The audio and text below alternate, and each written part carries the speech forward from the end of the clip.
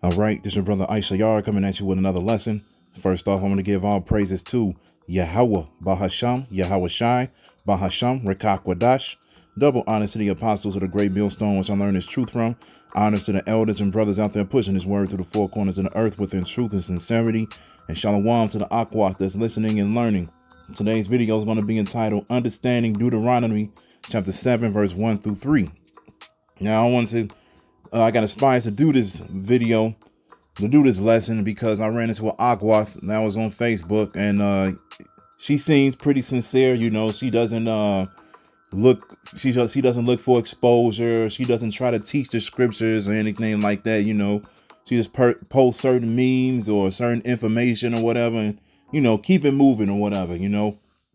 But certain things that I see and she posts, I'd be like, well, that's going off, but I don't take it seriously or anything like that, because I don't know who she's learning from.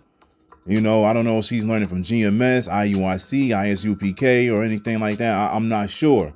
And, I never, had it in me, to go and ask her. I just really, I didn't care, but, but when I see certain things, the spirit get upon me to, say certain things. So then, like I said, she posted this one thing about how we are not supposed to be marrying the other heathen nations, when we're not supposed to get with the heathen nations.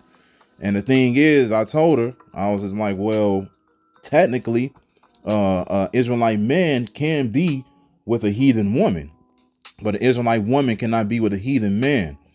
And then, she brought up the fact of Deuteronomy, the 7th chapter, verse 1 through 3. And, I broke it down to her. I told her what it was actually talking about and everything like that. I gave her a couple of scriptures, and then she just said the water. So I'm guessing she understood, or maybe she just didn't want to go back and forth. I don't know. But to me, it seemed like she understood. So whatever. And then, of course, it was a demon that came up on her post and then over here tagging me and everything like that, telling me that no, we're not supposed to be with these other heathen nations. We're not supposed to deal with them. And the thing is that I always told them, I told both of them, I was like, whenever you read these certain scriptures like Deuteronomy, the 7th chapter, Tobit 4 and 12, the scripture that's in 1st Esdras, Nehemiah, the story about King Solomon, Salakia, all of these things, you'll always hear the same thing. You always hear about the whoredom. You always hear about how the Israelites were always turned out because they fell into their ways of life. That's it. You never saw it. You never read it as far as the Most High was like, you were going off of being with those individuals. Like I said, a woman cannot be with the heathen man, because a woman is only first of all, a woman only supposed to be with one man her whole life. And we're not about to give our women to the enemy. Okay, he cannot be, her husband, because he's not an Israelite. If he's not an Israelite, she cannot be with him. Okay, but a heathen man, he can. And I kept giving example after example after example. The 12 tribes of Israel were born from all heathen women. There's a whole book of the book of Ruth, where a Moabite woman got with an Israelite man. Okay, Abraham, King David, King Solomon, every single one of these great men of the Lord had concubines, which were women of the other nations. So when people bring out these scriptures and they say, oh, what this scripture say, this, we're not supposed to marry him, I'm like, you have to get deep into the definitions. You have to get deep into what this situation is actually talking about. You can't just read it and be like, see, we can't marry them. They can't be our wives. That's not the case, man. We're going to have heathen women in the kingdom. Okay, so let's just get right into it, man. Because I want to make this, see if I can make this quick. This is Deuteronomy 7 and 1. Now, this is what they brought out. It says, when the Lord thy power shall bring thee into the land whither thou goest to possess it, and has cast out many nations before thee, the Hittites, the Girgashites, the Amorites, and the Canaanites, and the Perizzites, and the Hivites, and the Jebusites, 7 nations greater and mightier than thou. See, now this is the key point right here. This is the subject matter. This is only talking about these 7 nations. You see how he named all these 7 nations, right? Then he went into this and said, And when the Lord thy power shall deliver them before thee, thou shalt smite them and utterly destroy them. Thou shalt make no covenant with them, no show mercy unto them. Neither shalt thou make marriages with them. Thy daughters thou shalt not give unto his son, and nor his daughter shalt thou take unto thy son. Because he was like, look, we getting ready to destroy them. You're not supposed to be with them, man. Don't try to get with them. Don't try to, be a part of them. And like I said, and then when you go into it, like I said, when you go into this word right here, when you go into the third verse, let's do that real quick. We're going to go into the third verse. All right. This is Deuteronomy chapter 7, verse 3. We're going to go into this word marriage. All right. And the Hebrew word right here is chathan. And it says to become a son-in-law, make oneself a daughter's husband, wife's father, wife's mother, father-in-law, mother-in-law, to make oneself a daughter's husband. Then when you go down to it right here in the translate Strong's, right, it says in the following manner: law, affinity, marriages.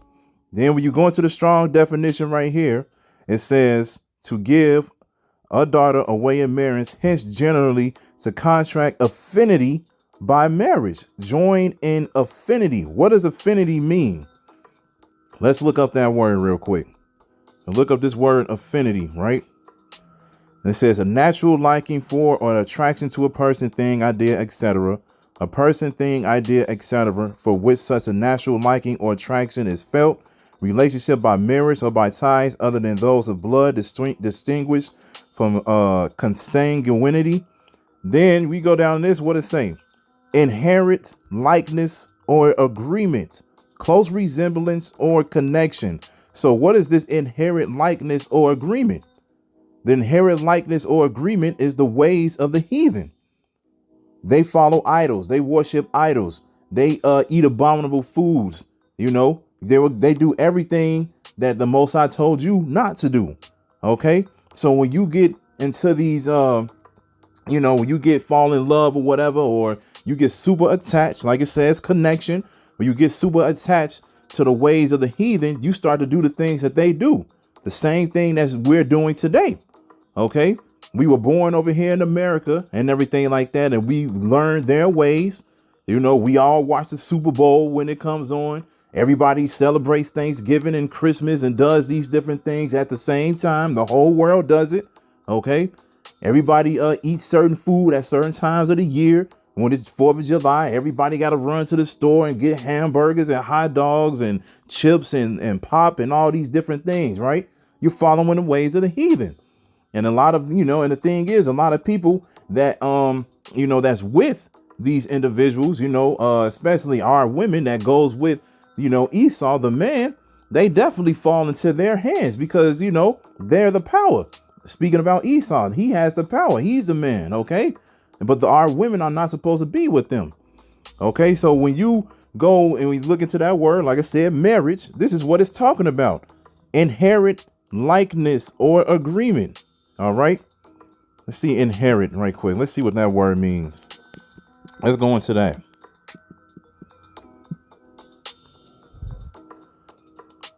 It says existing in someone or something as a permanent or an inseparable element, quality, or attribute. An inherent distrust of strangers standing before a noun. So at the end of the day, like I said, when you go into these scriptures like this, like Deuteronomy 7 and Tobit and Nehemiah and different things like that, and it speaks about marriage, it's speaking about you being with them and following their ways, man. There's too many different examples in the scriptures where the Most High set up Israelite men to be with these heathen women. Like I said, when you literally go to the 12 tribes of Israel, when you go to the 12 sons, who are their mothers? Who are their mothers? And I kept asking people that, who are their mothers? They didn't want to answer because they know that the 4 women were not Israelite women. They were heathen women. OK, now when you go to Tobit right here, let's go to Tobit. Go to Tobit chapter 4, verse 12. It says, let me turn it this way. It says, beware of all whoredom. You see how it starts with that, right? Beware of all whoredom, my son, and chiefly take a wife for the seed of thy fathers and take not a strange woman to wife, which is not of thy father's tribe, for we are the children of the prophets Noah, Abraham, Isaac, and Jacob. Remember, my son, that our fathers from the beginning, even that they all married wives of their own kindred, were blessed in their children, and their seed shall inherit the land. Now therefore, my son, love thy brethren, and despise not in thy heart thy brethren, the sons and daughters of thy people, and not taking a wife of them. For in pride is destruction and much trouble, and in lewdness is decay and great want, for lewdness is the mother of famine. Now, like I said, you see how it started off with beware of all whoredom. Why does it say beware of all whoredom? Because once again, the Most High knew if you kept staying around these heathen nations, you were going to start doing the things that they did, right? What does a whore do? A whore jumps from man to man, correct? So spiritually, when we go from idol to idol, from false god to false god, we're being whores in the spirit, right? And what happens when you do that? Let's go to Jeremiah chapter 3, verse 1. It says, they say, if a man put away his wife and she go from him and become another man's, shall he return to her again? Shall not that land be greatly polluted? But thou hast played the harlot with many lovers, yet return again to me, saith the Lord. Who is the many lovers that we have turned to, within these days? Name a few examples. Jesus, Buddha, Allah. Okay, just a few examples. All right, we have turned to these different idols, and now we are what? We are greatly polluted. We are greatly polluted people. You know, we eat these abominable foods. We celebrate these holidays. We do the things of the heathen. So now we are filthy. Okay, we are disgusting, man. And this is why the Most High is going to destroy this place so he can cleanse us. Okay, the elect is going to be saved and their bodies are going to be changed. And they're going to be the first ones to have the law written in their inward parts. But 2/3, they're going to have to die for their sins. But that is going to be a way of cleansing them so then they can get out of this flesh, this wicked flesh. And then they can come back through the elect and they can have the new bodies. OK, but at the end of the day, when you read these certain scriptures, all it's talking about is their likeness, man. Just like when we say when you come into this truth, we say that you can't hang around people that's in the world a lot anymore, because the more and more you keep hanging around people that's in the world, that's the more and more you might actually fall back into it. You know, you might start talking to certain people or whatever, start seeing the things that they do. It might become attractive to you. Then the next thing you know, you're starting to do those things again, man. When you come into this truth, you have to be around like-minded people. And that's all it is, man. You got to be around like-minded people. So the Most High was like, look, stay away from them. OK, and stay around people that's like you. Stay around your people so then you can keep your heart towards me. And that's the main focus. That's the main focus. Now, I was going to read Nehemiah, you know, and so forth and so on. But you already know those scriptures are speaking about the same thing. OK, they're speaking about the same thing. Now, when you go to 2 Samuel 5 and 12, right? This is 2 Samuel. Hold on, I think I passed it. 2 Samuel chapter 5, verse 12. It says, and David perceived that the Lord had established him king over Israel, and that he had exalted his kingdom for his people Israel's sake. And David took him more concubines and wives out of Jerusalem after he was come from Hebron, and there were yet sons and daughters born to David. So there were yet sons and daughters born to David through who? Through these concubines and these wives. Now let's look at the definition of concubine, man. Let's look at the definition of concubine. Let's see what that's saying. Now it says, a woman who cohabits with a man to whom she is not legally married, especially one regarded as socially or sexually subservient. Mistress. Among polygamous peoples, a secondary wife, usually of inferior rank. Now, who would fit this? You trying to tell me that we're going to make our wives secondary? We're going to put them in so much of a low estate that they won't even be, you know, addressed. They won't be loved. This don't sound like somebody that you will be like, yeah, this is my wife. OK, look what it says. It says, like I said, a woman who cohabits with a man to whom she is not legally married, especially when regarded as socially or sexually subservient. Mistress. A secondary wife. What is a secondary wife? The word second means, number two, to come after the one who's one. So who's the first wife? Who was the first wife? Who was the primary wife? Okay. That's how they do it. It's the primary, then the secondary. Who was the primary wife? The Israelite woman. Okay. The Israelite woman can't be secondary, man. She is the main one. She's the one that's going to be loved in the kingdom. She's the one that's going to, she's going to be one of the main ones to call your concubines to hook her up. They're going to be like, look, man, do my nails, do my, my hair, hook me up, make sure my clothes are straight. Hey, make sure these rooms clean. Okay, they're going to be one of the main ones once they realize where they at in the kingdom. Okay. But at the end of the day, you got to ask yourself that who is secondary? If that's a secondary wife, then who's the first? Who's the primary? The primary is the Israelite woman. OK, so when you go back to this 2 Samuel 5:12.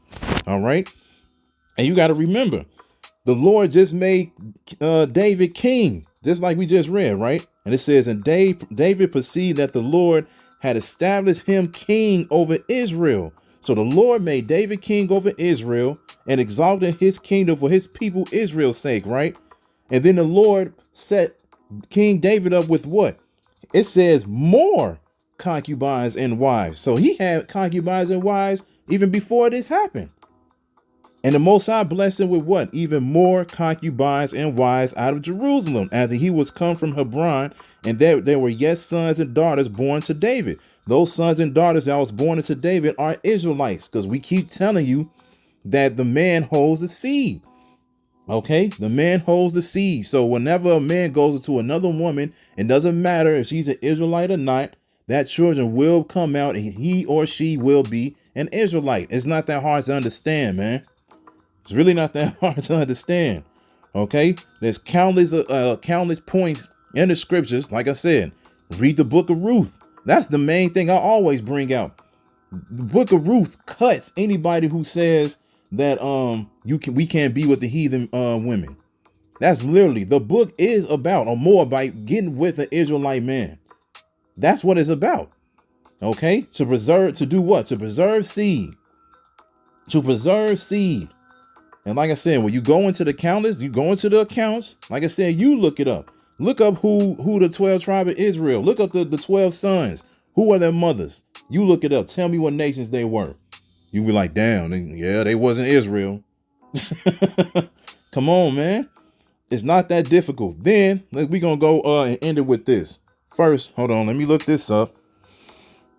Because you got to remember, right? Hold on. Keyboard acting funny. All right. Let's look up inward part real quick.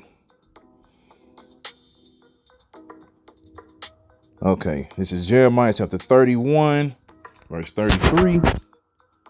And hold on. Let me turn it this way.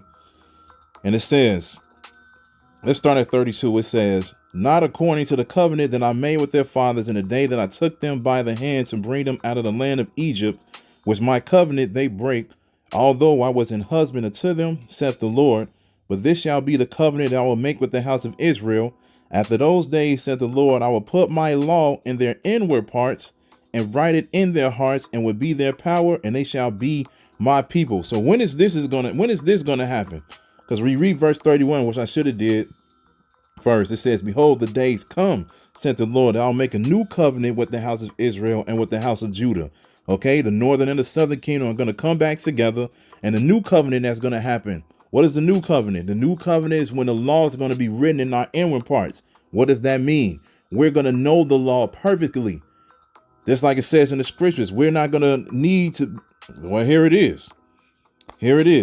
Verse 34. And it says, and they shall teach no more every man his neighbor and every man his brother, saying, know the Lord, for they shall all know me, from the least of them unto the greatest of them, saith the Lord. For I will forgive their iniquity, and I will remember their sin no more. So from the elect, from the 144,000 all the way down to the Israelites that come back, the law is going to be written in their inward parts. And why did it say, we shall no more teach every man his neighbor and every man his brother, saying, know the Lord?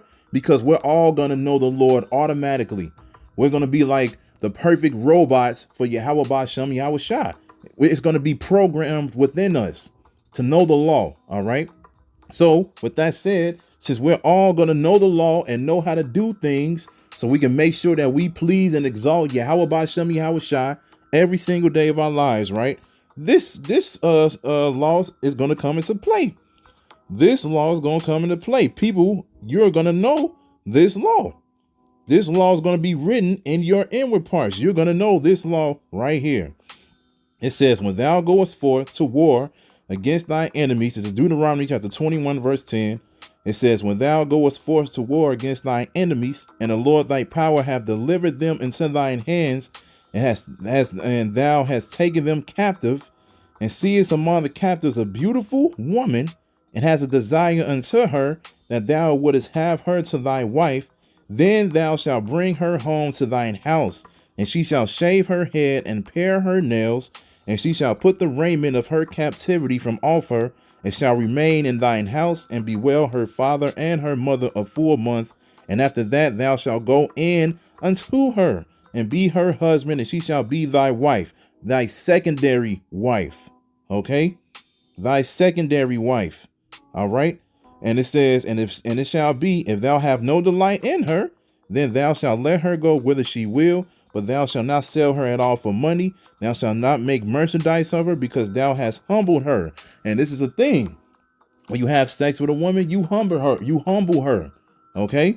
That's just how it is. This is why I always make the joke, you know, when you watch the movie Baby Boy or whatever, you know, the sex scene came on between him and Taraji P, whatever her name is, Taraji P Henson or whatever. Then after it was over, he was like, yeah, you gonna cook them tacos, you gonna clean up. She was like, yeah, I'll do it. Why? Because she's been humbled. All right. And this is the thing. This is gonna happen in the kingdom of heaven, man. In the kingdom. Okay. We're gonna see these women from the other nations, and we're gonna take those women, man. Like I said, when you read the scriptures, what did this Most High say was gonna happen to these heathen nations, man? He said, give her double, receive unto her double for the things that they have done unto us. They're gonna receive double. One of the main things that they done to us was what? They took our women. When we were in slavery, even to this day, like I said, you got the new thing that's out, the ghetto gaggers and everything like that. But even when you go back into slavery days, what did they do, man? They used to come into these houses, you know, our houses and everything like that. Salakia, and they used to take our women by force. They used to rape them, make them do whatever they wanted them to do. You trying to tell me we're not going to do the same thing? But see, we're not going to do it like that, man, because that's wicked. This is why the Most High made this law right here. And what did we just read in Jeremiah? The law is going to be written in our inward parts, so we're going to know this law, correct? This law is going to be in our inward parts. So when we see a beautiful woman from one of these other nations, and you got to remember, it said enemy too. It says, when thou goest forth to war against thine enemies, we are literally about to go to war against our enemies. Then the scriptures say that many fishers shall become hunters. Okay, we're going to be in those new bodies. We about to get ready to gather up Esau, put him in slavery and everything like that. He's getting ready to go to war against Yahweh Shai and the angels. Okay, and we getting ready to take them down through the power of Yahweh Ba'Shem Yahweh Shai, through the act of what? The act of war. Okay, and then once they're taken down, guess what? We're going to see what? Beautiful women from these Edomites, from these Ammonites, these Moabites. Okay. And it says, and when we see them, has a desire to her. Damn, she fine. Look at her. Has a desire to her, that thou wouldst have her to thy wife, be the secondary wife, the concubine. Then thou shalt bring her home to thine house, and she shall shave her head and pare her nails, so forth and so on. You have to make sure that she goes through these things that the Lord said. We're not going to be like Esau, where we just going to run up in somebody's house and just take them. We're going to be like, nope, okay, I want her, but look, I got to make sure she does this, she does that, okay? And then after she, you know, bewail her father and her mother, because they getting ready to do that. Esau getting ready to be taken down. After they bewail her father, her mother for a full month, we let them go ahead and do what they got to do for a full month. Then it say what? After that, thou shalt go in unto her. What does that mean? Sex, man. Come on. That's what it means. So at the end of the day, When you read Deuteronomy, the 7th chapter, Tobit, the 4th chapter, the scripture that's in 1st Esdras, okay, Nehemiah, the 13th chapter, when you read about King Solomon, all of these things are only talking about us going against the commandments, statutes, and laws of Yahweh Ba'Shem, Yahweh Shai, turning our heart away from him. That's it. That's it. Like I said, why would the Most High make a law to tell you what to do if you wanted a woman from another nation if we can't be with them? What the scriptures say? The Most High is not the author of confusion. He is not the author of confusion. Okay? So if he made this law, he means it. He like, okay, I understand you want her. Go ahead, you can have her. Just make sure you do this and do that, and then you can go in into her. And that's what's gonna happen, man. That is exactly what's gonna happen. So if you got Israelites out here, anybody that come across this video or across any other brother's video, you hear this and you still disagree and you still teaching otherwise, then you going off. You going off. And you're not coming into your manhood. Okay? Esau and these other heathen nations, when they had us in captivity, they didn't hesitate to take our women. You trying to tell me you got these Edomite women, you got these Chinese women, these African women, so forth, these East Indians, all of the Arabs, so forth and so on. You trying to tell me you not gonna find out one attractive? You ain't gonna be like, yeah, I don't want one of those. When we coming back to our kinghood, kings and priests, royalty, the Most High is literally about to give us the earth and much more. You trying to tell me? And he said he was going to give us. Let's end it with that. With Psalms 2 and 8. This is Psalms chapter 2, verse 8. And it says, ask of me, and I shall give thee the heathen for thine inheritance, and the uttermost parts of the earth for thy possession. We're getting ready to possess the heathen nations, man.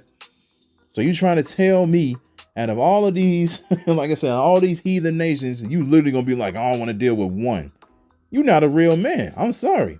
You're not a real man. When the Lord is literally getting ready to put us in power, man. He's about to give us everything, and we're about to rule. And you trying to tell me all you just want to do is deal with the Israelite woman? And I'm not putting anything against the Israelite women, because the Israelite women are the best. Nobody looks better than them. Read the book of Judith. When you read the book of Judith, they say, man, what women are like this across the world? Roughly paraphrasing. We have the most beautiful women. The so-called Negro, the Latino, the Native American, they the best. Yeah, we gonna love them. We gonna treat them good and everything. Make sure they taken care of. We gonna smile when we see them. You know how it is, man. We gonna love our Israelite women, but at the same time, you got to remember, you're gonna be more than just a husband, man. You getting ready to be a king. Your attention is not always gonna be your household. We're getting ready to rule the earth alongside with Yahweh Shai. All right. So, like I said, when we come across these other nations or whatever, hey, it's going, whether you like it or not, because everybody getting ready to experience this, we get to the kingdom. But right now, you got to teach the correct thing, man. If you teaching that we can't be with the heathen women, then you going off. You're going off, man. You got to, like I said, you got to grow up, man. You got to get ready to come into that ruling class mentality. All right. Because at the end of the day, the Most High is not looking for men that's weak. Stop being weak, man. But anyway, that's what this scripture means. All right. So when you read Deuteronomy, these different other scriptures or whatever, all it's talking about is making sure that you're not following the heathen ways, man. That's it. But at the end of the day, we will be dealing with these heathen women. All right. So I hope this is edifying. So with that, I'm going to say, call Halayim, Yahweh, Bahasham, Yahweh Shai, Bahasham, Richaa Quadash. Double honors to the apostles of the great millstone, which I learned this truth from. Honors to the elders and brothers out there pushing this word through the four corners of the earth within truth and sincerity. And shalom to the Aquas that's listening and learning. And Yahweh Ratazah, I'll be back with another lesson. Keep pushing, Yasserala. Keep pushing. We almost out of here. Shalom.